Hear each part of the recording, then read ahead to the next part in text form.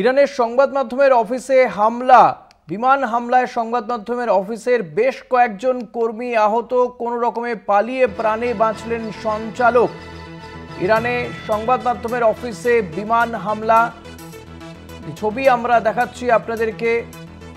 কোনো ক্রমে পালিয়ে প্রাণে বাঁচলেন সঞ্চালক, যে ছবি দেখতে পাচ্ছেন এই মুহূর্তে। ইরান ইসরায়েল যুদ্ধে ইরানের সংবাদ মাধ্যমের অফিসে বিমান হামলা, কোনো ক্রমে পালিয়ে বাঁচলেন সঞ্চালক। লাইভ খবর সেই সময় পরিবেশন করছিলেন ওই সঞ্চালক, আর বিমান হামলায় কোনো ক্রমে পালিয়ে প্রাণে বাঁচলেন ওই সঞ্চালক, যে ছবি দেখতে পাচ্ছেন এই মুহূর্তে।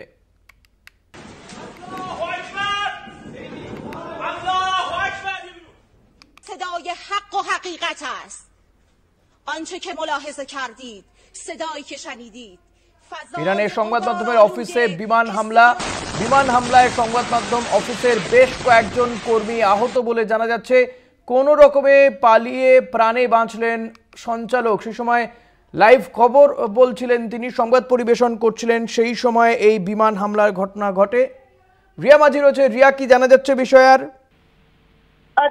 জানিয়ে রাখবো যে ইরানে আমরা জানি যে ইরান এবং ইসরায়েল নিয়ে যে ঘটনা ঘটে চলেছে, যে যুদ্ধ পরিস্থিতি তৈরি হয়েছে, তার মধ্যে আজকে যখন ইরানে স্টেট টিভি বলে একটি যখন লাইভ চলছিল, সেই সময় সেই চ্যানেলেই হামলা হয় এবং সেখানে মিসাইল হামলা হয়েছে বলে এমনটাই জানা যাচ্ছে একাধিক এজেন্সি সূত্রে।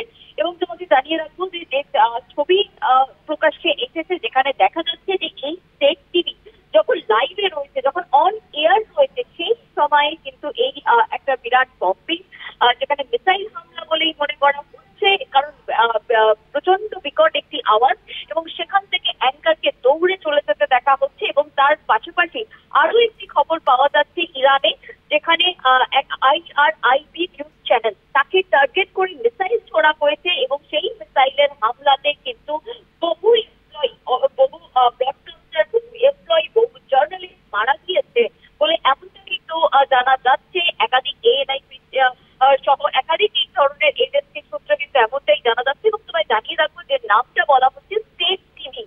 সেই স্টেট টিভিতে হামলা, এবং একই সঙ্গে IRIB নিউজ চ্যানেল, তার যে হেডকোয়ার্টার, সেখানে হামলা হয়েছে। এবং যেটা আমরা এর আগে দেখেছি যে ইসরায়েল মূলত যে মিলিটারি ক্যাম্প বা যে নিউক্লিয়ার বেস রয়েছে, সেগুলোকে টার্গেট করে হামলা চালিয়েছে। কিন্তু এইবার আজকে যে খবর আসছে বা এই মুহূর্তে যে খবর আসছে, সেখানে দেখা যাচ্ছে যে নিউজ চ্যানেলকে টার্গেট করে হামলা করছে ইসরায়েল বলে কিন্তু এমনটাই এজেন্সি সূত্রে জানা যাচ্ছে। ধন্যবাদ রিয়া। কথা বলছিলাম প্রতিনিধি রিয়া মাঝির সঙ্গে।